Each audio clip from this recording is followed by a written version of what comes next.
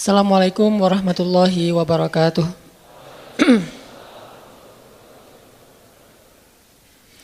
Alhamdulillahirabbil alamin. Alhamdulillahilladzi hadana li hadza wa ma kunna linahtadiya laula an hadanallah. Asyhadu an la ilaha illallah wahdahu la syarikalah wa asyhadu anna Muhammadan abduhu wa rasuluhu la nabiyya ba'dah. Allahumma shalli wa sallim wa barik ala sayyidina Muhammadin wa ala alihi wa sahbihi ajmain. Teman-teman yang dirahmati Allah Subhanahu wa taala, pertama-tama kita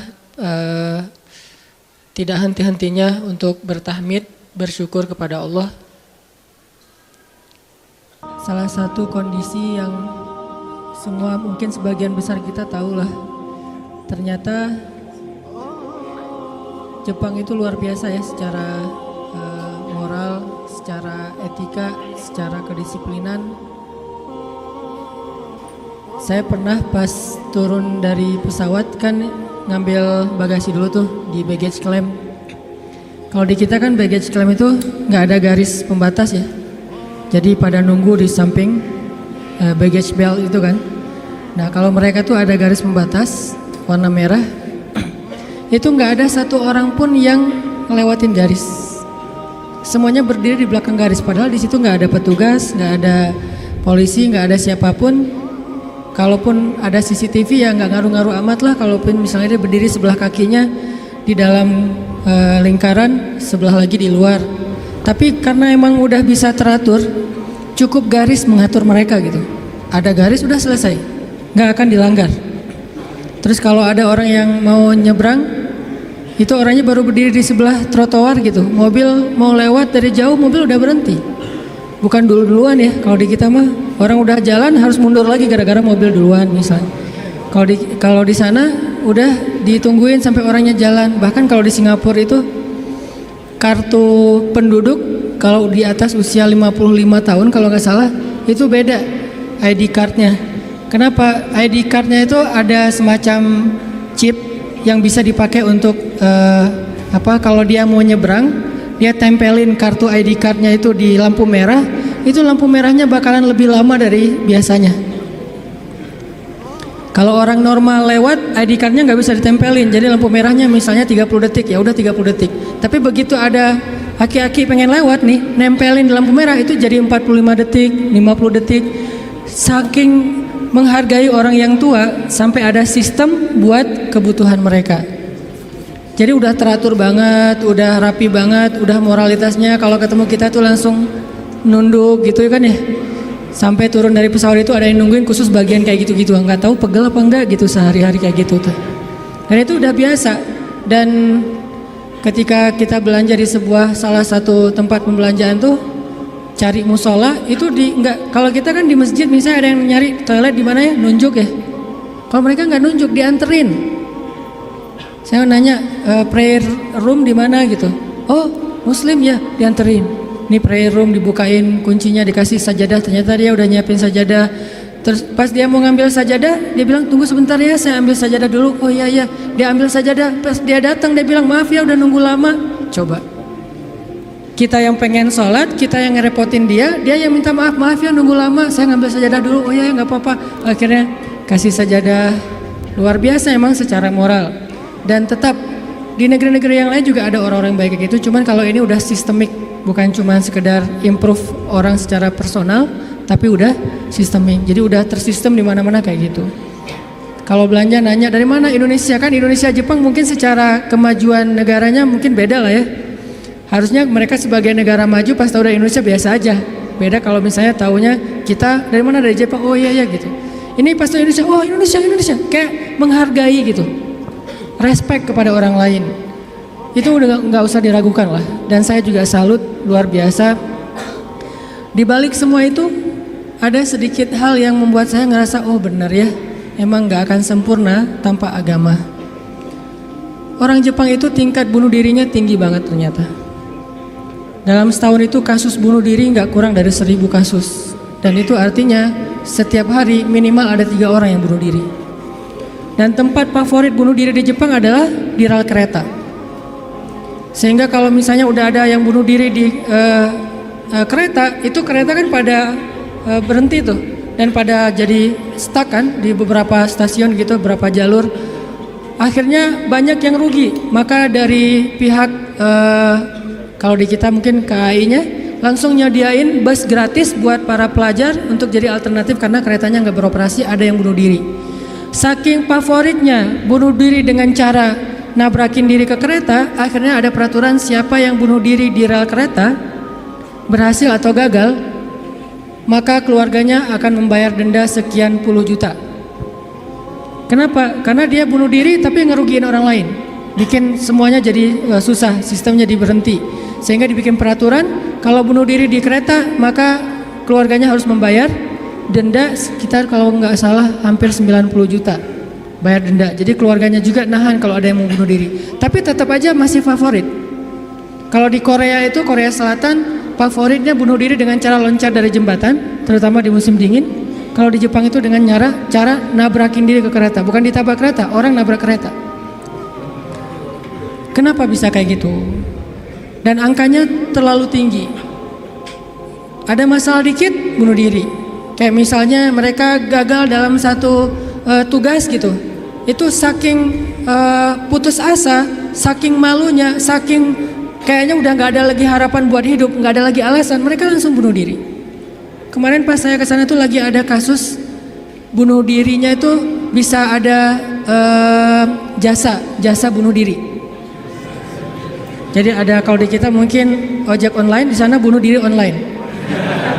Ada tuh, sedang ramai-ramainya di TV tuh. Kemarin pas lagi di sana tuh lagi diliput gimana proses bunuh diri yang ada online-nya. Dia bisa order. Jadi kayak semacam aplikasi gitu. Aplikasinya bunuh diri. Ini kayaknya perlu diciptakan juga. Nih aplikasi bunuh diri, dia order, terus telepon langsung online ke orang yang eksekutornya. Saya mau bunuh diri. Oh di mana? Jam berapa? Gimana? Ada beberapa menu tuh. Bisa klik bunuh diri kereta, bunuh diri minum obat, bunuh diri diapain misalnya. Tapi nggak ada menu bunuh diri dengan cara diputusin, itu belum. Padahal itu kayaknya lebih membunuh ya. Secara pelan-pelan. Jadi dia bisa ngeklik, dia bisa order, bisa pesan gitu. Akhirnya orangnya datang ke rumah, ada yang di-skap, ada yang dibenamin ke dalam ditenggelamin ke air, ada yang diikat ke digantung, ada yang macam-macam. Sehingga ada satu eksekutor yang udah membunuh belasan orang dan itu lagi rame di Tokyo, lagi dibahas di TV-TV Tokyo. Ternyata bunuh diri juga sampai ada kayak jasanya gitu. Kalau bahasa kita sampai ada aplikasi bunuh diri. Saking tingginya tingkat bunuh diri. Kenapa masalahnya? Masalahnya akhlak mereka udah luar biasa kepada manusia, kepada alam, tapi hati mereka kosong. Sehingga bisa dibilang di dalamnya itu rapuh. Nggak akan tough menghadapi masalah-masalah sekecil apapun. Nggak lulus kuliah, bunuh diri, nggak lulus kuliah. Misalnya bete dikit, aduh hari ini kok panas banget ya, bunuh diri. Nggak kayak gitu amat juga sih. Nah, ini artinya tingkat putus asanya terlalu tinggi karena tidak ada daya tahan di dalam hatinya. Dan ketahanan seseorang di dalam hati itu tergantung tingkat tawakalnya kepada Allah Subhanahu wa taala. Makin dia bergantung kepada Allah, makin dia woles, makin dia nggak gampang yai'as, nggak gampang putus asa ketika punya masalah. Nabi Yusuf itu kan masalahnya bertubi-tubi. Ketika Nabi Yusuf dilemparkan ke dalam sumur, ketika Nabi Yusuf dipenjarakan, ketika Nabi Yusuf difitnah, ketika Nabi Yusuf banyak masalah Nabi Yusuf. Tapi pesan Nabi Yakub alaihissalam kepada anak-anaknya, la tai'asu min rauhillah. Baik kepada Yusuf ataupun kepada kakak-kakaknya. La tai'asu min rauhillah. Janganlah kalian berputus asa dari rahmat Allah. Kenapa? Allah itu maha menolong. Ketika kita bergantung kepada Allah, nggak ada yang mustahil. Selalu ada harapan ketika kita berikan harapan itu kepada Allah. Tapi kalau kita berikan harapan itu kepada makhluk, kadang-kadang harapannya semu. Karena makhluk itu, manusia itu sifatnya kullu man 'alaiha fan.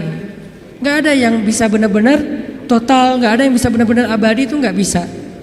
Tapi kalau kita letakkan harapan kita, lalu kita berikan hanya kepada Allah, roja kita hanya kepada Allah Subhanahu wa taala, maka tidak ada kata al-ya's. Tidak ada kata putus asa dalam kamus seorang mukmin. Laisa min akhlaqil mu'min al-ya's. Putus asa itu bukanlah sifat atau akhlaknya orang yang beriman kepada Allah. Sehingga kenapa bunuh diri itu menjadi dosa besar dalam Islam?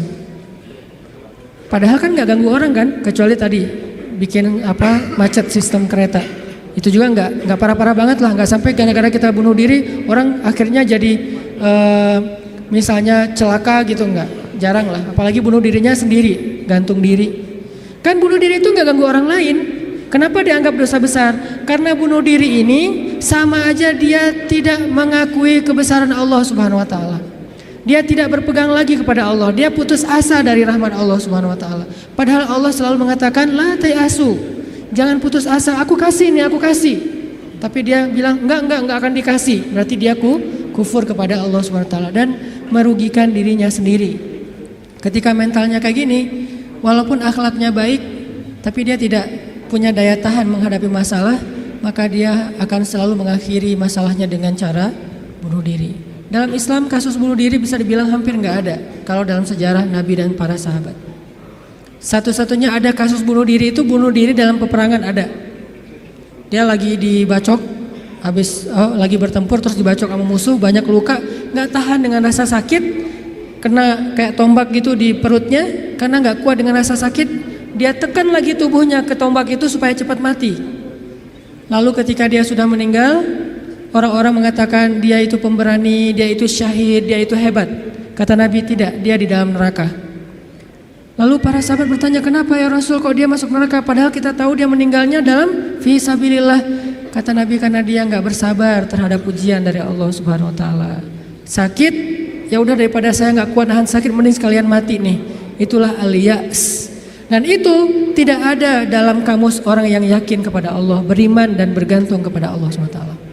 Jadi kalau kita mau belajar kepada orang Jepang, ada yang kita bisa belajar banget, yaitu moralnya, kedisiplinannya, kebersihannya. Tapi tetap ada satu hal yang fatal yang mereka tidak punya, yaitu Tuhan.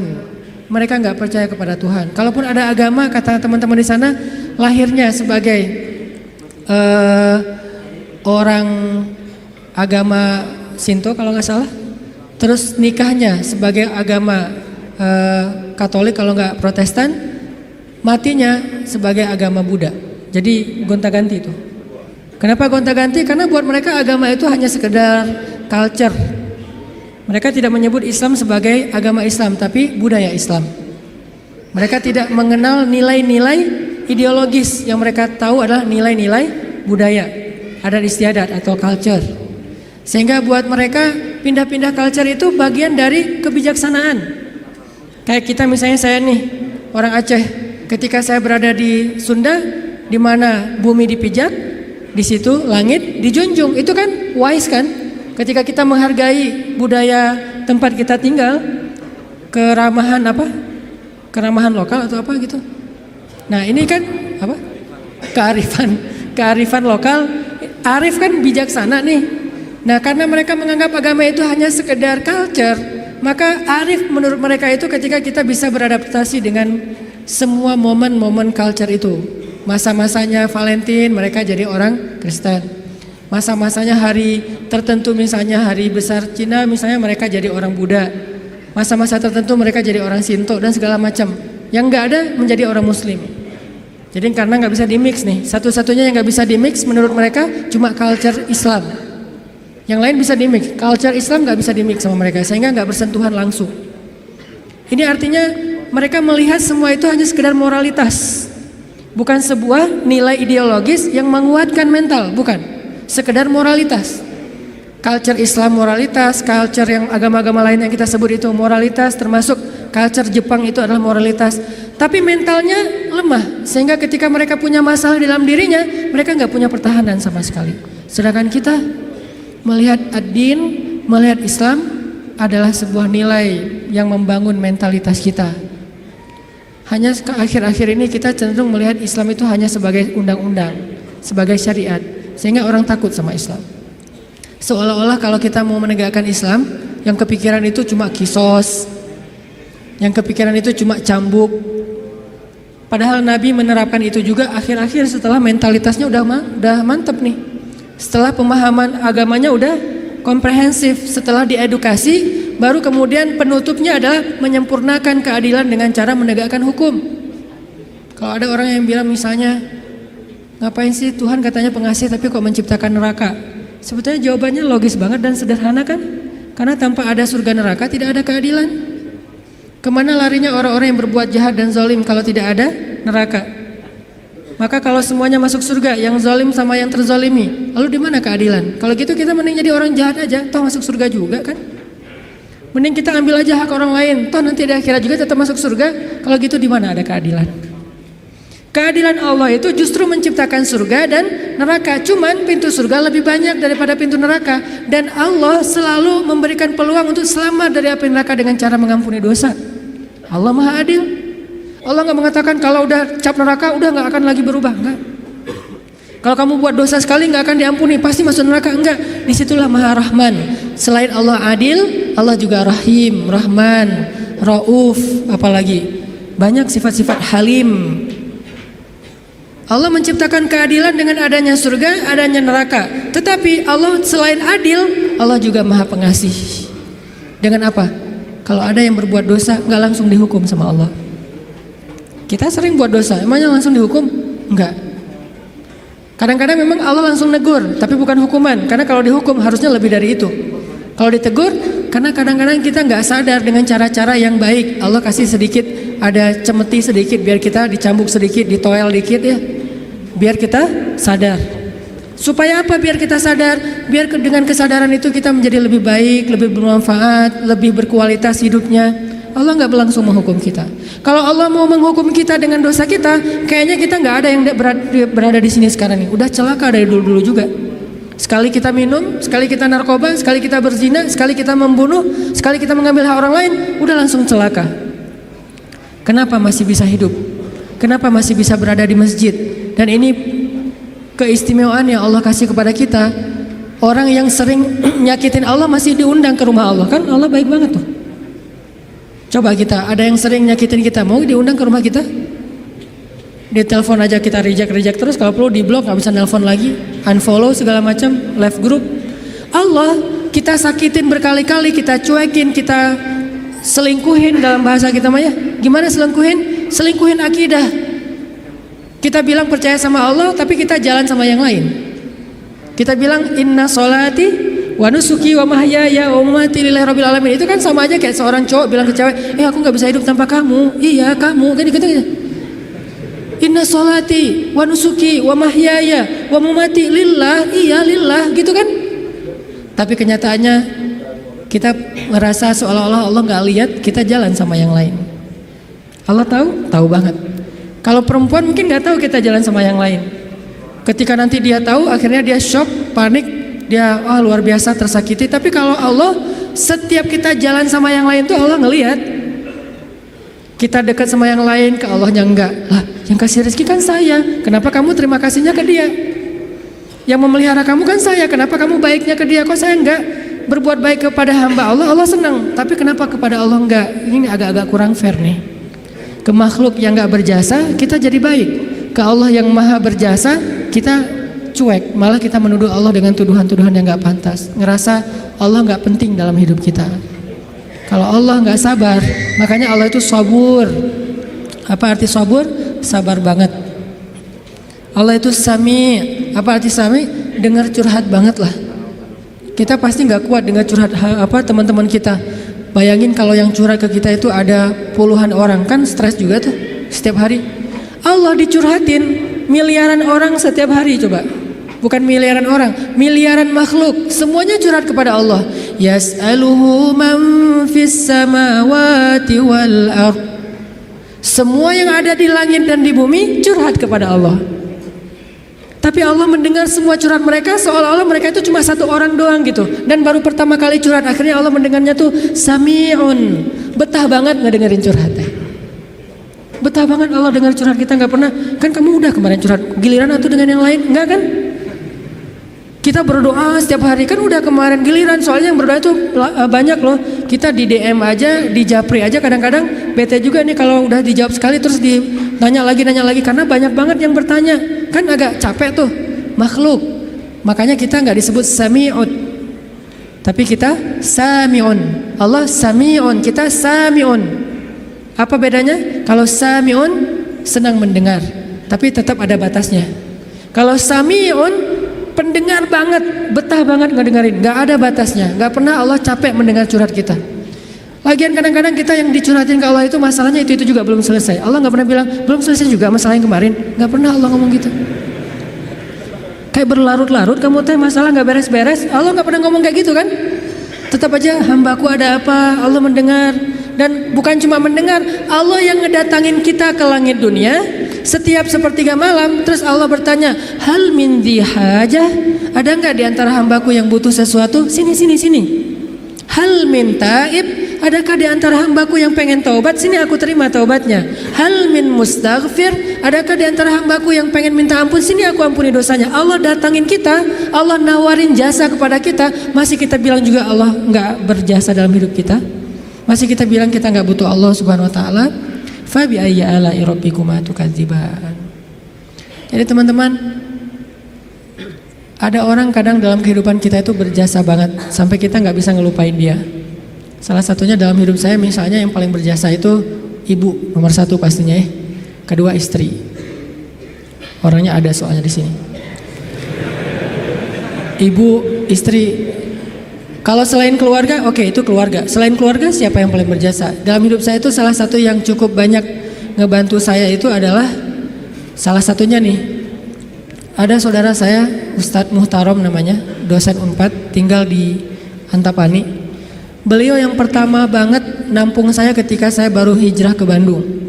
Ketika saya nggak tahu tinggal di mana, nggak punya rumah kontrakan, ngontrak juga nggak bisa. Beliau nampung saya tinggal di rumah beliau beberapa lama di Antapani. Beliau kenalin saya dengan ibu-ibu Masjid Salim, nih dari Mesir nih, mau nggak dengerin ceramahnya? Enak loh, padahal saya juga masih bingung ceramahnya gimana ya, nggak pernah ceramah. Sekali-kali ceramah yang kebalik kan Allah Shallallahu Alaihi Wasallam, Rasulullah Subhanahu Wa Taala. Sekali-kalinya ceramah kebalik saking nervousnya. Disuruh ceramah sama Ustadz Muhtaram, nih ceramah. Akhirnya ibu-ibu ngundang-undang saya awal-awal dikenalin di Bandung. Berjasa banget, sehingga kalau misalnya beliau miss call nggak keangkat sama saya, langsung saya telepon balik. Kalau beliau SMS, langsung saya read, langsung typing, langsung bales. Kenapa? Karena saya merasa beliau berjasa dalam hidup saya. Adakah yang lebih berjasa dalam hidup kita daripada Allah Subhanahu Wa Taala? Toh beliau juga hamba Allah. Allah yang mengirim beliau untuk saya. Allah yang mengirim ibunda untuk saya. Allah yang mengirim istri saya untuk saya. Kalau Allah nggak kirim istri saya buat saya, nggak mungkin saya bisa nikah sama dia. Kan saya sering cerita, saya bukan tipe dia banget. 4 pantangan pada diri dia tuh ada di saya. Ya Allah, jangan itu, jangan itu, jangan itu, jangan itu ada di saya semuanya. Coba kalau Allah nggak membolak-balikan hati dia, mana mungkin saya nikah sama dia kan? Kayak mustahil gitu, karena bukan tipe dia banget. Ya Allah, jangan yang orang Sumatera, jangan brewokan, jangan yang dop. Udah dop, brewokan pula. Jangan anak pesantren, karena mungkin beda kebiasaannya, terlalu soleh kali menurut dia gitu ya. 4-4-nya ada pada diri saya, terutama yang dop dan Sumatera nih. Orang Sumatera kuliah di Mesir, dan Mesir mah Sumateranya Arab. Arab itu kayak kita, ada Sundanya, ada Jawanya, ada Betawinya, ada Sumateranya. Mesir itu Sumateranya Arab. Di Mesir tuh nggak ada cerita kita nungguin bus di halte tuh nggak ada. Yang ada ngejar bus. Bus tuh nggak pernah berhenti untuk ngangkut penumpang, nggak ada tuh. Bus ngelihat kita lagi nungguin, malah dia iseng, makin dicepetin. Akhirnya kita kejar, wah, koboi banget lah kehidupan di Mesir mah. Dia cuma berhenti kalau yang nungguin itu ibu-ibu. Kenapa? Karena ibu-ibu di Mesir itu raja, nggak ada yang berani sama ibu-ibu. Benar-benar queen tuh kalau ibu-ibu teh. Di Mesir ibu-ibu belanja nih ya, mang, apa bahasa Arabnya? Gitulah pokoknya, Mang, itu saya pengen ikan gitu ya. Oh iya ya, pas diambil ternyata ikannya matanya agak-agak merah gitu, mungkin agak-agak lama di freezer. Akhirnya bilang, ini kenapa nih ikan matanya merah? Begadang ya? Nggak jadi deh, malah saya mau ikan yang suka begadang, cari yang lain. ganti lagi yang lain. Udang aja, baunya nggak enak, ganti lagi. Berkali-kali gonta-ganti. Itu yang dagang ikan tuh nggak boleh marah. Kenapa? Yang ngomong seorang perempuan. Dan di Mesir itu perempuan sangat dihormati, nggak boleh berdebat dengan perempuan, aib. Debat dengan cewek itu aib. Kalau dimarahin cewek itu aib. Mending kita menghindar aja deh. Kalau kita naik bus, duduk nih, ibu-ibu naik harus berdiri. Kalau nggak berdiri itu dianggap aib, satu bus semuanya aib. Kalian laki-laki atau apa kalian teh? Ada perempuan masuk ke bus, kalian pada duduk cuek itu, malu-maluin kalau di Mesir. Sehingga kalau ada ibu-ibu naik ke dalam bus nih, cowok-cowok semuanya berdiri siap. Silakan pilih kursi yang mana aja. Ibu-ibu boleh memilih. Kalau di kita kan laki-laki memilih, enggak, salah. Ini ibu-ibu yang memilih, saya mau yang di situ. Kenapa? Cowoknya ganteng. Dia milih tuh. Terserah dia mau duduk di mana. Cuma dua, ibu-ibu sama ulama. Kalau ada ulama Al-Azhar, karena ulama Al-Azhar, dosen-dosen saya di Al-Azhar itu nggak punya mobil pribadi. Mereka hidupnya sederhana. Gajinya gede sih, tapi asal gajian langsung ngasih beasiswa kepada mahasiswa yang kurang mampu.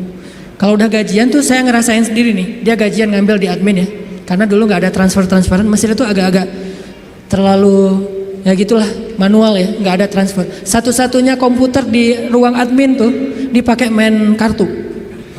Karena dia nggak ngerti sistem komputerisasi akun kayak gitu tuh, akuntan tuh nggak ngerti dia tuh. Tahu satu-satunya komputer dipakai main kartu. Pas kita lagi ngantri, Om kita lagi ngantri nih, ntar tunggu dulu nih, kita lagi nih belum beres nih, gitu coba. Tapi menghargai banget kepada orang tua, ulama, ibu-ibu. Nah, ada dosen saya ngambil gajinya kurang lebih sekitar 2.000 pound. 1 pound itu dulu sekitar 3.000 rupiah, lumayan lah ya, hampir 10 juta gajinya. Dia ngambil gaji sekitar 10 juta, langsung datangin mahasiswa yang kita lagi nongkrong di depan kelas, di depan kampus, datangin, ya abnai, panggilnya lembut. Anak-anak, kata dosen teh, kalian udah beli buku kuliah belum? Kita senyum-senyum. Padahal udah, tapi senyum-senyum aja.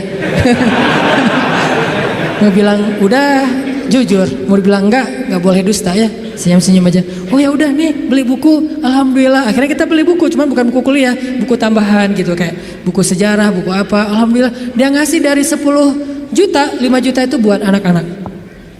Dan itu kebiasaan di sana tuh dosen-dosennya. Makanya karena hidupnya kayak gitu, sederhana, nggak punya kendaraan. Dosen kalau mau ke kampus bareng dengan kita pagi-pagi tuh naik bus. Cuman kalau kita ngejar, kalau bus supirnya nggak berani, disuruh dosen Al-Azhar ngejar bus kan nggak mungkin ya. Kalau ngelihat itu ada penampilan dosen, langsung busnya berhenti. Begitu dosennya naik langsung jalan tuh, nggak peduli kita lagi di tangga kayak di apa, nggak peduli deh. Kan dosen dulu yang naik nih. Prof silakan. Dosennya naik, baru dosennya di atas, kita masih bergelantungan tuh, bus langsung jalan tuh. Sampai ada beberapa mahasiswa Malaysia karena nggak terbiasa mungkin. Mereka kan biasanya naik taksi nih, karena beasiswa dari kampus, dari kerajaannya gede. Kalau kita kan beasiswanya dari Al-Azhar. Mesir itu negara miskin, tapi ngasih beasiswa puluhan ribu mahasiswa asing. Negaranya miskin, tapi bisa ngasih beasiswa, luar biasa. Nah Malaysia nggak dikasih. Negara yang tidak dikasih beasiswa di Asia itu Malaysia dan Brunei, karena dianggap udah sejahtera. Akhirnya mereka terbiasa naik taksi nih. Begitu mahasiswa Malaysia sekali naik bus, nggak terbiasa naik bus ala-ala Mesir gitu, turunnya membelakangi arah jalannya bus. Kebayang kan? Melundung gitu kan? Kita mahasiswa Indonesia ketawa-ketawa aja, wah lucu. Kalau kita kan udah biasa koboi ya, kejar bus, terus turunnya sambil lari. Kadang-kadang kalau bawa barang itu, barangnya dilempar dulu ke dalam bus, langsung dikejar naik gitu. Udah biasalah kayak gitu-gitu di Mesir. Tadi cerita apa tadi teh? Hubungannya? Ya gitulah, nggak ada hubungannya. Pokoknya balik lagi ke tema ya. Intinya ketahanan hati kita itu ketika kita dekat kepada Allah Subhanahu Wa Taala. Jadi nggak ada ceritanya dalam kamu seorang mukmin ada masalah baper udah gitu bunuh diri, nggak ada. Tergantung tawakal kita kepada Allah. Coba rasain ketika kita lagi ngerasa enak nih hubungannya sama Allah, sama ketika kita lagi jauh dari Allah, terus dua-duanya dikasih masalah, mana yang lebih nyaman buat kita? Kalau kita pas lagi dapat masalah, pas lagi dekat sama Allah, itu akan bertahan banget. Saya pernah ngerasain itu. Saya karena kan sering ditolak ya ceritanya ya, curhatlah dikit lah ya. Kalau ditolaknya lagi jauh dari Allah itu baper. tawaf Sungai Nil kan. Mau loncat, aduh dalam takut ada kuda Nil gitu. Nggak loncat, buat apa lagi hidup kalau kayak gini ya. Kenapa kayak gitu lemah? Gara-gara jauh dari Allah. Kalau ditolak pas lagi dekat sama Allah, nggak apa-apa. Yang penting jangan ditolak sama Allah kan gitu. Ditolak, ya Allah pasti engkau mau ganti yang lebih keren ya. Husnuzon kan, aku tergantung prasangka hambaku. Ya udah bertahan. Orang makin dekat sama Allah, makin tough, makin bisa survive dalam menghadapi masalah. Makin tuh. Kenapa? Karena survive seseorang dalam menghadapi masalah itu bukan soal dia punya uang atau enggak, dia punya teman atau enggak, dia sehat apa enggak. Soal mentalnya, hatinya kuat enggak menghadapi masalah. Baru dia bisa tough dan survive. Ada orang yang secara fasilitas hidup udah nyaman, kenapa masih bunuh diri? Termasuk tadi tuh, di Jepang itu kan jaminan sosial tinggi banget ya, luar biasa ya. Sampai ada teman saya, bukan hanya berlaku untuk warga Jepang, untuk warga asing yang kerja di Jepang tetap dapat jaminan sosial karena pajaknya tinggi. Ada teman saya yang ngelahirin, setelah dia nikah hamil lahir, itu anak biaya ngelahirinnya ditanggung pemerintah, terus ibunya boleh cuti selama 6 bulan, tapi tetap dapat gaji full setiap bulan. Cuti 6 bulan, gaji fullnya setiap bulan, ditambah lagi dengan bonus karena udah punya anak. Dikasih bonus, jadi punya anak dikasih bonus. Makanya di sana tuh kayaknya orang menikah itu semangat ya, nggak pengen istiqomah jomblo lah ya. Karena jomblo nggak ada bonus di sana. Begitu nikah dapat bonus, begitu punya anak dapat bonus. Tapi ada batasannya, anak nggak boleh banyak-banyak juga. Makin nambah anak, makin nambah pajak. Jaminan sosialnya tuh tinggi. Tapi kenapa kok malah gampang putus asa? Padahal secara fasilitas hidup sudah tercukupi. Mental, mungkin secara etika keren lah, pokoknya ngacung jempol pokoknya. Tapi kalau mentalnya lemah, kosong, ada yang gersang di dalam hatinya karena tidak diisi dengan kata Allah di dalam hati mereka. Di satu sisi kita perlu belajar kepada mereka, di sisi yang lain mereka perlu belajar kepada mukmin. Salah satunya mukmin di Indonesia. Ketika kita jauh dari Allah, mulai naik tingkat kriminal, mulai naik tingkat bunuh diri, mulai banyak orang yang putus asa, mulai banyak orang yang mengeluh, terjadilah krisis sosial. Itu ketika jauh dari Allah. Sejak kapan dalam persepsi kita miskin itu masalah? Di zaman Nabi miskin itu bukan masalah. Masalah itu fakir, bukan miskin. Di zaman Nabi malah berdoa jadi pengen jadi orang miskin.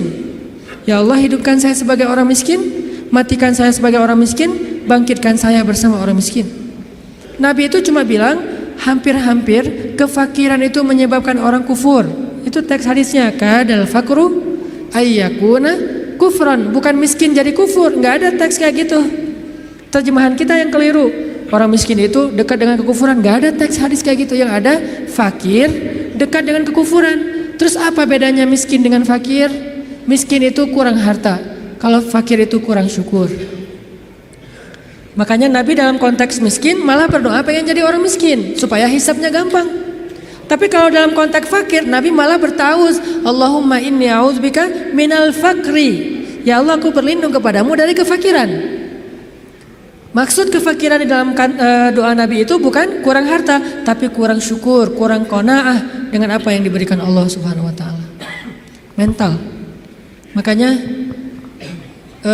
salah satu misi Allah menurunkan Islam, mengutus Nabi Muhammad SAW itu adalah membangun mentalitas manusia yang kita sebut dengan mukmin muslim.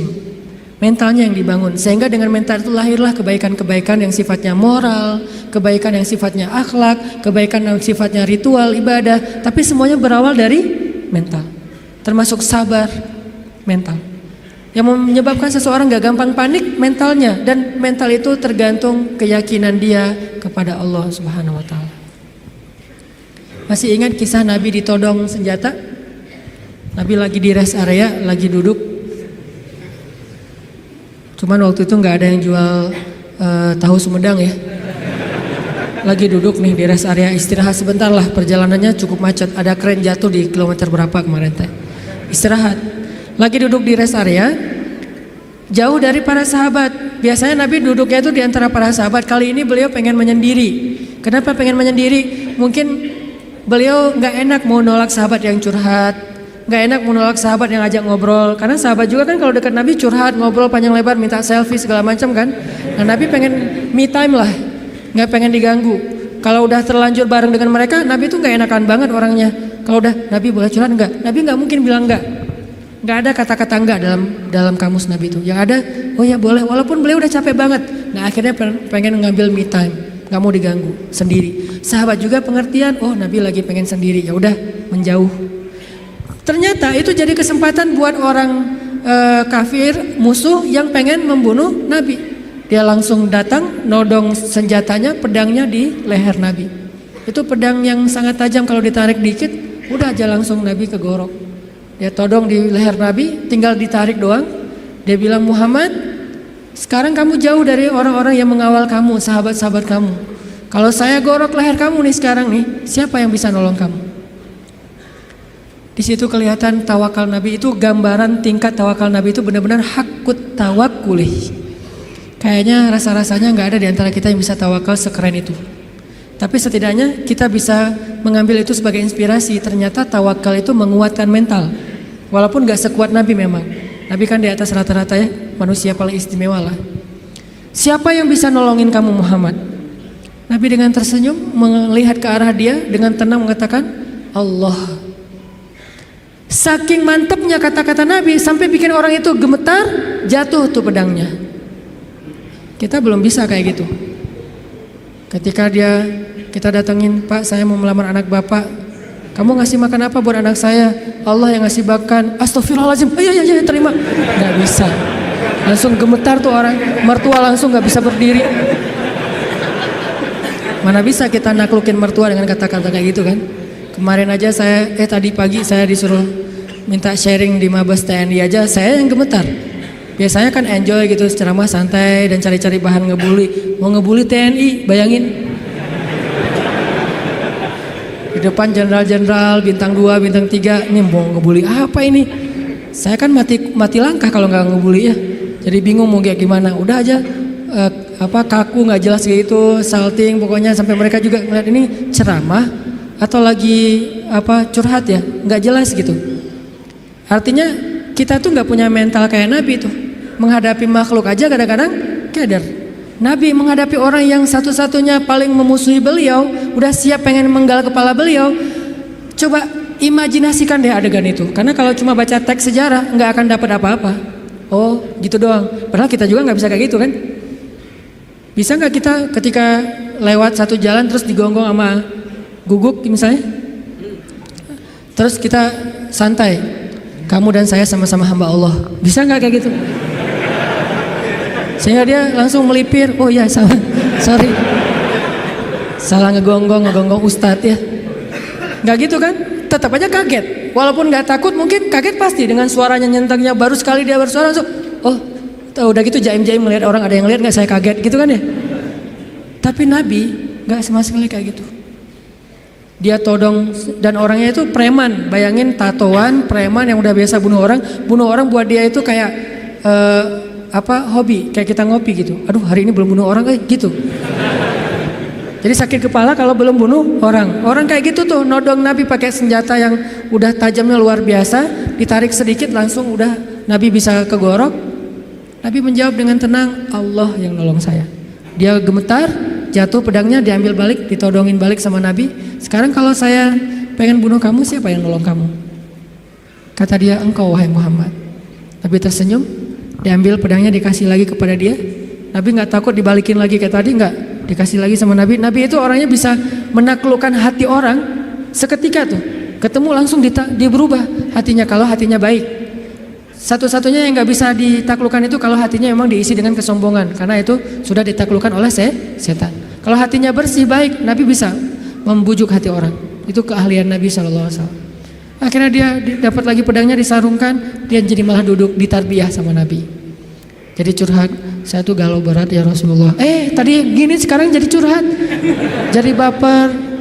Gimana nih Rasul, saya mending saya putusin aja gitu Rasul. Malah cerita tentang masalah pribadi. Nabi kasih solusi, Nabi tepuk-tepuk punggungnya. Ya udah sabar ya, jangan terlalu baper, kan ada Allah. Oh iya ya benar Rasulullah. Saya boleh izin pulang ke negeri saya Rasulullah, buat apa? Saya pengen ngasih tahu ke orang-orang supaya masuk Islam. Agama Islam itu luar biasa. Dia pulang ke kampungnya, Dia ceritakan kepada orang lain tentang pengalaman dia ketemu Nabi, akhirnya berbondong-bondong orang masuk Islam. Kenapa Nabi bisa woles kayak gitu, nggak panik? Pernah juga di kota Madinah, suatu malam ada kedengaran suara dari tengah padang pasir. Itu suara paling aneh. Kita nggak bisa meniru, yang jelas ilustrasinya suara itu bisa bikin orang kayak Umar ketakutan. Bayangin, suara yang bisa bikin orang kayak Umar. Kan kita tahu keberanian Umar.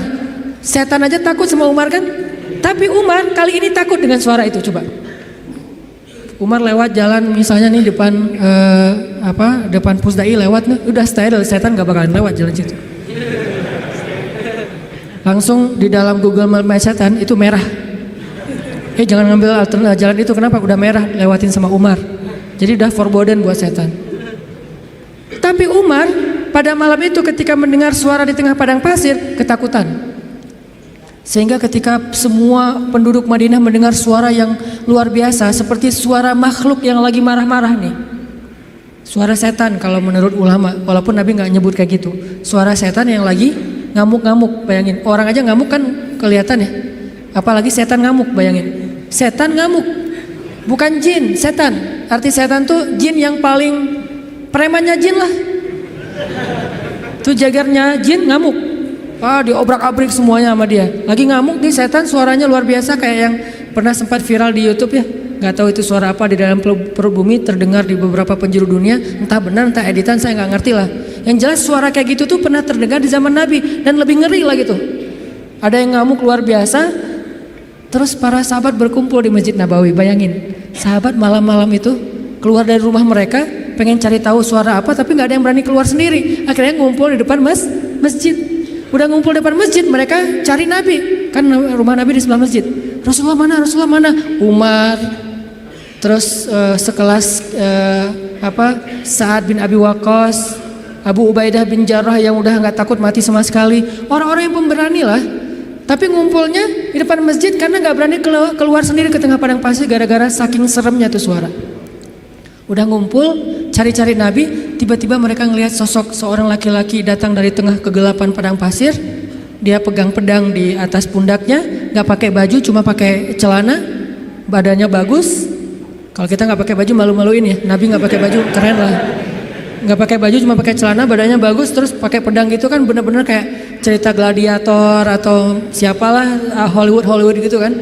Naik kuda tuh gagah sendiri dari tengah kegelapan padang pasir sendiri datang. Dari kejauhan ditanya siapa, ternyata Rasulullah SAW. Jadi kalau ada yang menganggap Nabi pengecut, banyak bukti Nabi itu pemberani. Cuman nggak sok jagoan Nabi teh, nggak konyol. Nabi kalau misalnya berstrategi dalam perang, Nabi ada istilah dakwah sembunyi-sembunyi, bukan karena Nabi takut pada orang Quraisy. Karena kalau Nabi dakwahnya belak-belakan, nggak pakai strategi, terus beliau dibantu oleh Allah dengan mujizat, maka kita nggak bisa niru strategi dakwah Nabi, soalnya kita nggak punya mujizat. Nabi mencontohkan yang paling mudah ditiru, bukan yang paling mudah untuk beliau. Kalau mau, Nabi bisa berdakwah itu nggak butuh Abu Bakar, nggak butuh Khadijah, sendiri aja. Kalau ada Abu Jahal nantang beliau, beliau tinggal bilang ya Allah hancurkan nih orang, langsung mati itu mendadak. Mudah banget buat Nabi. Toh bulan aja dibelah sama Nabi dengan seizin Allah kan. Ketika ditantang Muhammad, kalau kamu emang Nabi, coba lo belah tuh bulan. Kalau saya bisa membelah bulan, apakah kalian beriman? Ya, kita lihat aja nanti. Posting dulu pokoknya. Akhirnya Nabi Bismillah ya Allahu Akbar, kebelah bulan, benar-benar kebelah dua. Mereka bilang Muhammad telah menyihir mata kita. Kata Nabi Muhammad, kalau kalian merasa mata kalian yang tersihir, ini hanya halusinasi, coba kita tanya kepada musafir yang sebentar lagi datang dari tengah padang pasir. Apakah mereka melihat malam ini bulan terbelah? Kan gak mungkin saya menyihir orang yang jauh. Ternyata datanglah musafir dari tengah padang pasir lewat kota Mekah, karena Mekah ini salah satu transit juga. Orang-orang langsung berkumpul nanya, apakah kalian melihat kejanggalan di langit malam ini? Ya, kejanggalan apa? Bulan terbelah. Ternyata Muhammad itu adalah Lord of the Ring, bapaknya para penyihir. Bukan kita doang yang disihir, musafir juga disihir. Tetap gak beriman. Nabi itu kalau mau ngandelin mujizat bisa banget, tapi kita kan gak bisa niru. Makanya Nabi mencontohkan yang paling ringan, dakwah itu sembunyi-sembunyi dulu, jangan terlalu vulgar. Supaya apa? Supaya umatnya gak celaka dengan mengambil langkah-langkah yang sembrono. Nabi itu paling pemberani, cuman gak pamer. Kalian semuanya apa-apaan? Gua paling pemberani. Enggak pernah Nabi gitu. Umar, Ali, ketika ada yang nantang kaum muslimin, padahal Nabi itu kalau mau duel sama dia bisa banget. Tapi kan buat apa yang kayak gitu-gitu? Kan ada tuh Amru bin siapa gitu yang orang kafir tuh, jagoan berpedang dalam perang Khandak nantang. Hal min mubariz, ada enggak cowok-cowok pemberani di sini yang mau duel sama saya? Diam semuanya. Bayangin Umar diam. Umar takut enggak? Tapi emang orang itu terkenal sih. Nih yang lagi nantang ini terkenal. Umar, aduh Amru kan agak mikir nih. Ternyata siapa yang berdiri? Ali masih muda, umur 20-an tahun lah. Ya Rasulullah izinkan saya. Nabi itu kalau mau, Ali emang lo doang yang berani, gue juga berani sebetulnya. Enggak, Nabi mah gak kayak gitu, orangnya tawadu. Ali jangan, aku gak tega kalau terjadi apa-apa sama kamu. Akhirnya Ali duduk. Benar-benar gak ada laki-laki di antara kalian, kata Amru. Dia manas-manasin tuh.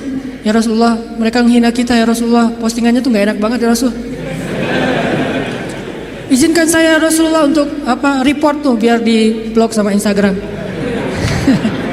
Kata Rasul, jangan Ali, nanti kamu ada apa-apa lagi sama kamu. Saya kan gak tega, sayang banget sama kamu Ali. Duduk lagi. Ali itu sebetulnya udah gergetan. Rasul kok gak izinin sih, saya bisa tuh ngalahin tuh orang. Rasul gak percaya banget sih sama saya gitu-gitu. Sampai 3 kali, wah benar-benar kalian ini gak ada yang keren satupun, gak ada cowok sama sekali di antara kalian. Saya kecewa nih datang ke sini capek-capek, gak ada yang berani duel. Kata Amru. Akhirnya Ali, ya Rasulullah, izinkan saya demi Allah, biar Allah yang akan menunjukkan kebesarannya. Akhirnya Nabi diam, membolehkan Ali berangkat. Wah langsung kata Ali, ya Amru, saya mengajak kamu kepada Islam secara baik-baik. Kata Amru, gak ada urusan saya dengan agama itu. Kalau gitu saya ngajak kamu berduel. Kata Amru, saya gak tega membunuh kamu wahai Ali. Kata Ali, tapi saya tega bunuh kamu. Coba, Ali terkenal kan jagoannya Rasulullah kan. Akhirnya tarung, wah tahu sendiri kekuatan pedang Zulfikarnya Ali. Terkenal lah, legend banget lah pokoknya tuh. Ali itu bisa dibilang salah satu petarung legend dalam Islam. Ali dengan Zulfikarnya. Akhirnya tuh orang terkapar, penggal sama Ali dan mati dalam peperangan itu hal yang wajar. Jadi nggak ada urusan HAM-nya mana tuh, hak asasi manusia. Ini perang. Kecuali perangnya di dalam kota, baru ngomongin HAM. Karena Islam itu sangat memperhatikan HAM kalau perangnya di dalam kota. Nggak boleh nebang pohon, nggak boleh bunuh perempuan, nggak boleh menyakiti anak kecil, nggak boleh menyakiti orang tua, nggak boleh menyakiti orang yang sudah melepaskan senjatanya. Itu etika perang dalam Islam kan? Tapi kalau di medan perang, ya wajar tuh laki-laki sama laki-laki, wajar banget itu mah. Sama-sama cowok, sama-sama militer, sama-sama megang senjata, wajar banget. Jadi artinya Rasulullah itu sangat pemberani. Tiba-tiba Nabi datang bawa pedang di atas pundaknya, terus megang kuda, datang gagah banget. Orang-orang pas dari jauh ngeliat siapa, kok pemberani banget. Ternyata Rasulullah SAW. Begitu Nabi datang, tenang semuanya. Nabi itu kayak ayah buat sahabat. Nabi turun dari kudanya, diikat kudanya di kandang kuda, di garasi rumah beliau. Udah selesai markirin kuda, Nabi datang ke sahabat. Ya udah ya, udah bubar ya, udah selesai. Kata sahabat, Nabi ada apa sih di luar? Tadi kedengaran suaranya serem banget. Kata Nabi, udah beres. Nabi nggak cerita. Saking Nabi bijak. Kan kalau kita mah habis kayak gitu kan ceritanya panjang tuh ya. Wah gua tadi habis tarung loh sama dia. Kan gitu ya. Nggak bijak banget kita mah. Kalau Nabi bijak, udah beres. Nggak, gua habis tarung, wah babak belur lah pokoknya. Dia udah nggak patah kaki, patah tangan.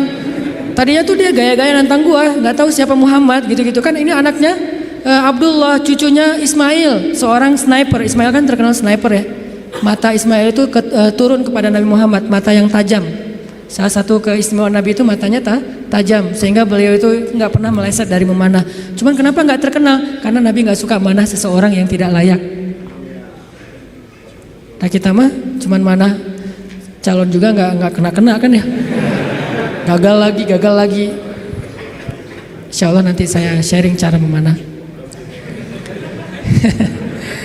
Nabi itu jagoan memanah, seorang jago main pedang, lomba berkuda pernah beberapa di waktu Nabi masih ABG nih, belum jadi Nabi, sering lomba berkuda kan, sama Hamzah, Nabi sering menang. Jadi jago kuda, jago manah sambil berkuda itu udah biasa buat Nabi. Cemen lah itu mas, kecil sepele, kayak kita ngemil doang itu mah, nggak ada apa-apanya buat Nabi. Tapi apakah Nabi pamer? Nggak, udah beres. Nggak ada Nabi cerita, wah tadi gua berantem tuh sengit banget sampai 10 ronde loh. Nggak ada cerita kayak gitu. Ini menunjukkan bahwa keberanian Nabi SAW bukan hanya karena beliau punya fisik yang ideal, tapi karena punya iman yang ideal. Bilal bin Rabah itu fisiknya nggak ideal, Bukan masalah warna kulit, tapi dia lemah. Karena warna kulit itu sekarang bukan lagi ukuran keren gak keren. Malah sekarang makin doff tuh kan makin gimana gitu ya. Makin doff katanya makin apa istilahnya? Ya, gak enak nyebutnya dalam masjid. Nah, Bilal itu mungkin dia orang yang kulit hitam. Tapi bukan itu masalah Bilal, fisiknya lemah. Pernah tarung sama Wahsy, sama-sama dari budak Habasyah, itu nggak perlu satu ronde, setengah ronde juga selesai. Sekali dorong Bilal jatuh langsung nggak berdaya. Saking lemahnya Bilal. Terkenal fisik Bilal itu lemah. Ada yang lebih lemah daripada Bilal, siapa? Abdullah bin Mas'ud. Sampai dijuluki kaki burung belibis. Saking kaki Abdullah bin Mas'ud itu kecil banget, sehingga tendang sedikit langsung jatuh tuh, nggak ada kuda-kudanya Ibnu Mas'ud. Tapi kenapa Ibnu Mas'ud ini bisa membunuh Abu Jahal dalam perang Badar? Kenapa Bilal bisa bertahan seperti gunung Uhud ketika disiksa berbulan-bulan lamanya? Padahal fisiknya lemah, sampai orang-orang kafir Quraisy juga heran. Sekarang siapa yang kuat? Dulu kita pikir Wahsy itu kuat, dulu kita pikir Umayyah bin Khalaf kuat, tapi ternyata Bilal lebih kuat dari mereka semuanya ketika sudah beriman. Lalu ketika mereka bertanya kepada Bilal, ya Bilal, setan apa yang merasuki kamu tiba-tiba kamu jadi orang yang tangguh? Kata Bilal, iman, bukan setan. Iman yang masuk ke dalam hati saya, dan itu meneguhkan seseorang. Watsabbit aqdamana, jadi sabat. Makanya teman-teman, kalau kita mau nggak gampang panik, mau woles, mau survive, mau tough menghadapi masalah, mau terisi jiwa kita sehingga kita selalu punya hope, punya harapan, dan tidak pernah berputus asa, isilah hati kita dengan iman kepada Allah. Gimana mengisi hati kita dengan iman? Belajar yakin sama Allah. Buat saya agama itu bukan wawasan, bukan sekedar wawasan, tapi agama itu motivasi. Karena kita udah belajar banyak wawasan agama, kalau nggak ada dorongan motivasi nggak beramal juga. Kita butuh motivasi agama, motivasi akidah, bukan ilmu akidah doang. Motivasi fikih bukan cuma tahu hukum fikih. Motivasi akhlak bukan cuma tahu norma-norma akhlak. Nah, salah satu motivasi akidah adalah belajar yakin sama Allah. Karena walaupun kita tahu Allah itu rububiyah, Allah itu asma, sifat, uluhiyah, Allah itu ayat kursi, Allah itu surat Al-Muluk, Allah itu Al-Ikhlas. Kalau kita nggak yakin sama Allah, semua itu cuma jadi wawasan. Ketika kita punya masalah, tetap aja kita gampang berputus asa.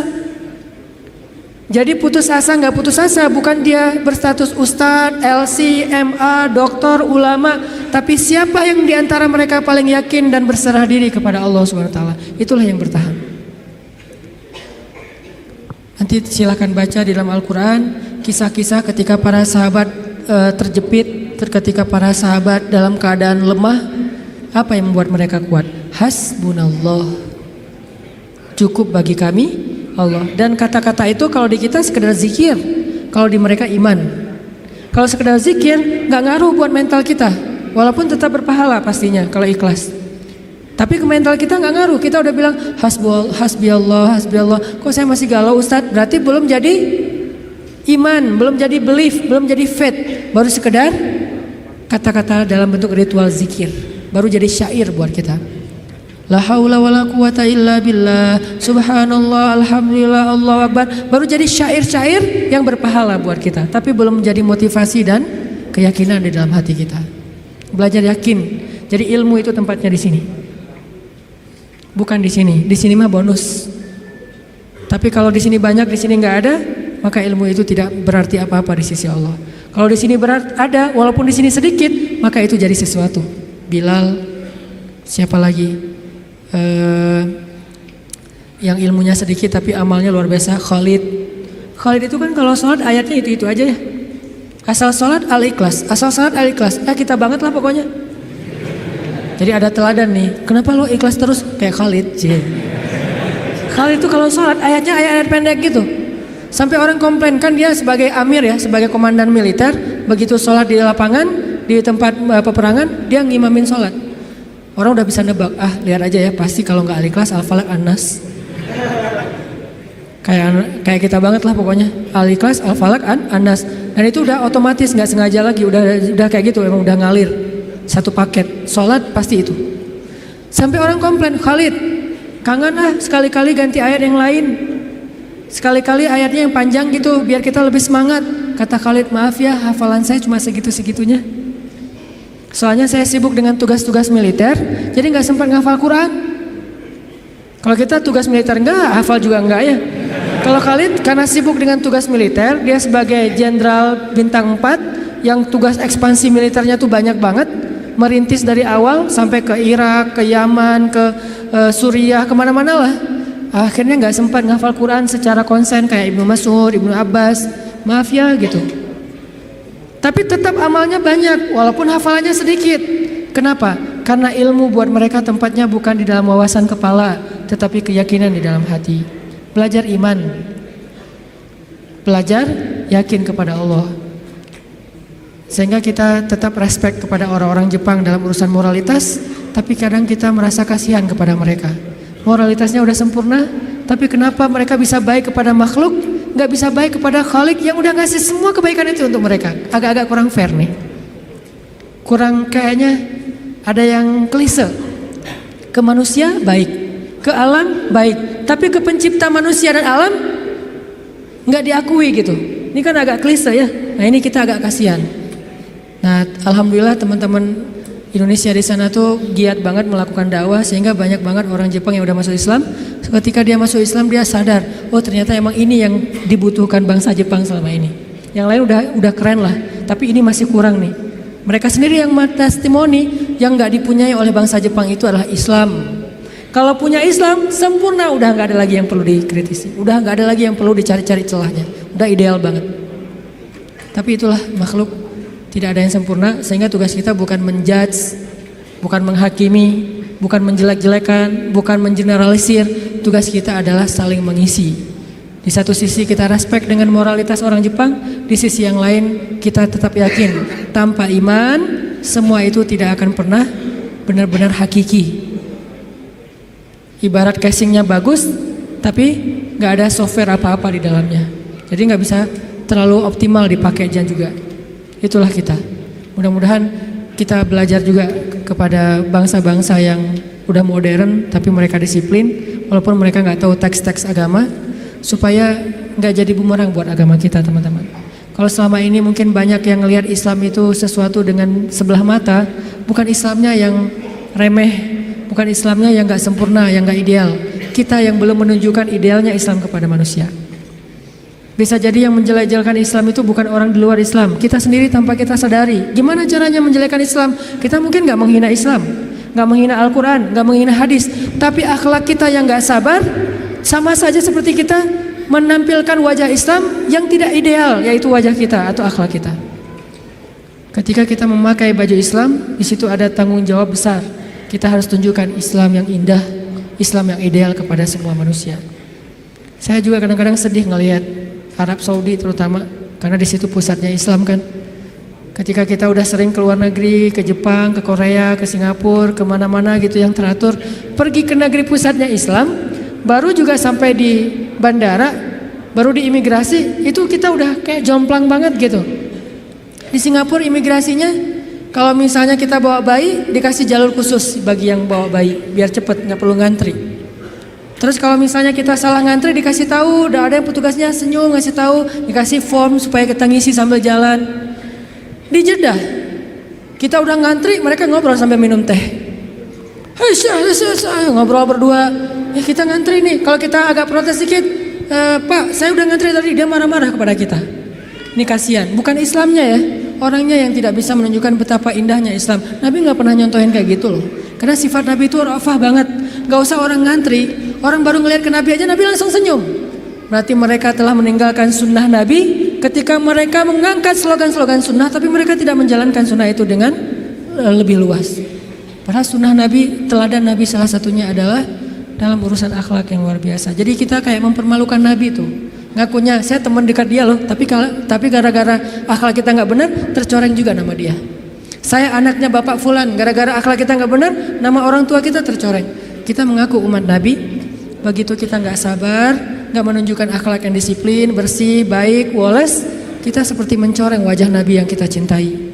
Kita mencoreng wajah Islam yang kita yakini. Yang lebih berat lagi, kita mencoreng wajah Allah yang maha sempurna karena kita tidak menjalankan ajaran Allah yang sudah ideal ini. Jadi teman-teman, jangan sampai lagi terjadi kesalahpahaman terhadap agama, terhadap Islam, terhadap Allah. Mungkin bukan salah dia secara murni, tapi karena ngelihat realitas daily dari Muslim dan Jepang. Bukan konsep Islam dan konsep agama Shinto, bukan. Antara Muslim dengan orang Jepang. Ya, kita introspeksi diri. Berarti kita harus memperbaiki diri lebih lagi dari sekarang, sehingga suatu saat orang akan melihat Islam itu bukan teori, tapi yang didisplay dari Islam itu akhlak. Teori itu main course, tapi appetizernya akhlak. Begitu datang langsung dihidangkan appetizer yang nikmat gitu, akhlak, buah, langsung dikasih jus gitu. Sementara kita appetizernya bukan akhlak, main course. Datang-datang langsung nasi goreng lada gitu ya. Kan orang kaget ya. Kasih dulu akhlak supaya oh enak ya, buahnya tuh segar gitu, buahnya tuh manis. Udah selesai appetizer dengan buah-buahan, kasih main course, fikih, ibadah dan segala macam. Nanti closingnya, dessertnya kasih akhirat, kebesaran Allah Subhanahu Wa Taala, ideal. Nah ini tugas kita semuanya sebagai Muslim, sebagai anak muda, sebagai bangsa Indonesia. Semua tanggung jawab itu ada di pundak kita, bukan hanya di pundak ustadz, bukan hanya di pundak ulama. Siap insya Allah? Mudah-mudahan ke depan orang memeluk Islam karena takjub dan respek. Karena tanpa itu sulit bagi kita juga berdakwah. Nanti malah jadi bumerang ya. Kalian ngajarin Islam, tapi akhlak orang Islam tuh gimana katanya. Walaupun Islam tetap ideal, akhlak muslimnya aja yang mungkin perlu diperbaiki. Itu aja teman-teman. Banyak kesimpulan yang bisa kita ambil. Sederhananya adalah yuk belajar lebih yakin kepada Allah supaya fisik kita lebih baik, hati kita juga lebih baik. Sehingga kalau luar dalamnya udah sama, zahir dan batin, sirah dan sarirah, insyaallah kita menjadi seorang muslim yang kafah, muslim yang ideal. Allahumma ighfir lana dzunubana wa liwalidayna warhamhuma kama rabbayana shighara. Ya Allah, ampunkan dosa-dosa kami ya Allah. Yang mungkin gara-gara ketidaksabaran kami, gara-gara akhlak kami yang belum sempurna, kami secara tidak sengaja telah mencoreng kemuliaan Engkau ya Allah. Kami secara tidak sengaja telah mencoreng kemuliaan Islam. Secara tidak sengaja telah mencoreng wajah Rasulullah SAW. Ampunkan dosa-dosa kami ya Allah. Ahsin khuluqana ya Allah. Perbaikilah akhlak kami ya Allah. Kami sadar akhlak itu dalam agamamu sama pentingnya dengan ibadah, sama besar pahalanya dengan ibadah. Bahkan terkadang di sisimu akhlak lebih utama daripada ibadah-ibadah sunnah. Ajarkan kami akhlak Nabi Muhammad SAW. Ajarkan kami akhlak yang elegan, akhlak yang ideal, akhlak yang rahmah, akhlak yang menjadi penyejuk bagi orang-orang di sekitar kami ya Allah. Ya Allah ya Rahman ya Rahim, kami tahu hanya agama Islam yang paling sempurna dan ideal. Ajarkan kepada kami keidealan Islam ya Allah. Jangan biarkan kami salah faham tentang agama kami ini ya Allah, sehingga kami mengambil sebagian tetapi mencampakkan sebagian yang lain.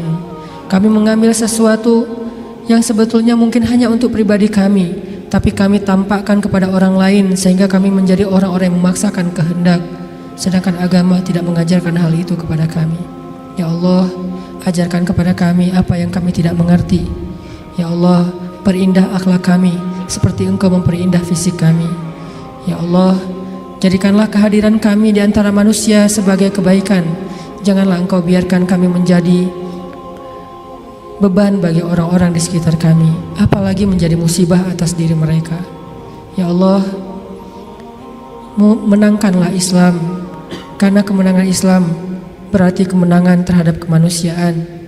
Kemenangan Islam berarti kemenangan terhadap keadilan. Kemenangan Islam berarti kemenangan terhadap moralitas. Dan kami yakin itu ya Allah. Kemenangan Islam bukanlah kemenangan dalam hanya paksaan-paksaan hukum, tapi kemenangan Islam adalah kemenangan akhlak, kemenangan nilai-nilai baik. Sehingga ketika Islam berkuasa di muka bumi, maka bumi akan dipenuhi dengan keadilan, baik bagi muslim bahkan kepada semua manusia. Dan kami melihat itu dalam sejarah-sejarah keagungan Islam di masa lalu ya Allah. Ya Allah, istiqomahkanlah kami di jalan-Mu ya Allah. Istiqomahkanlah kami untuk selalu dekat kepadamu ya Allah. Kuatkanlah iman di dalam hati kami ya Allah. Jangan biarkan kami menjadi orang-orang yang lemah yakinnya kepadamu ya Allah. Sehingga ketika iman kami lemah kepadamu, semuanya akan bermasalah. Semuanya akan jadi musibah. Kami akan gampang berputus asa. Ajarkan kami imannya Rasulullah SAW. Ajarkan kami imannya Umar bin Khattab, imannya Abu Bakar As-Siddiq, imannya Khadijah, imannya Aisyah, imannya para sahabat-sahabat yang mulia, baik muhajirin maupun ansar. Ya Allah, damaikanlah bangsa kami ya Allah. Hindarkanlah kami dari perdebatan-perdebatan yang hanya menambah permusuhan di antara kami. Ajarkan kami perdebatan yang elegan, perdebatan yang ilmiah, perdebatan yang dipenuhi dengan rasa saling menghargai antara satu dengan yang lain. Jauhkan kami dari permusuhan dan perpecahan belah ya Allah. Jauhkan kami kaum muslimin dari saling menuduh kesalahan atas saudara-saudara kami, dari saling menuduh kesesatan atas saudara-saudara kami. Ajarkan kami untuk bersatu hati, sebagaimana Engkau mempersatukan hati antara kaum Aus dengan kaum Khazraj, antara muhajirin dengan ansar. Sebagaimana Engkau mengikat hati antara Ashabul Kahfi, sebagaimana Engkau mempersatukan hati antara saudara-saudara Yusuf anak Yakub alaihissalam. Ya Allah, berilah petunjuk-Mu kepada pemimpin-pemimpin kami, karena kami yakin pemimpin itu bisa menjadi orang yang pertama di antara kami yang masuk ke dalam surga-Mu karena keadilannya, bisa juga menjadi orang yang pertama dan paling dalam nerakanya karena kezalimannya. Beri petunjuk kepada pemimpin-pemimpin kami agar mereka bisa bersikap adil, pemimpin yang takut kepada Engkau ya Allah. Karena ancaman yang paling besar adalah ancaman-Mu ya Allah. Siksaan yang paling pedih adalah siksaan-Mu ya Allah.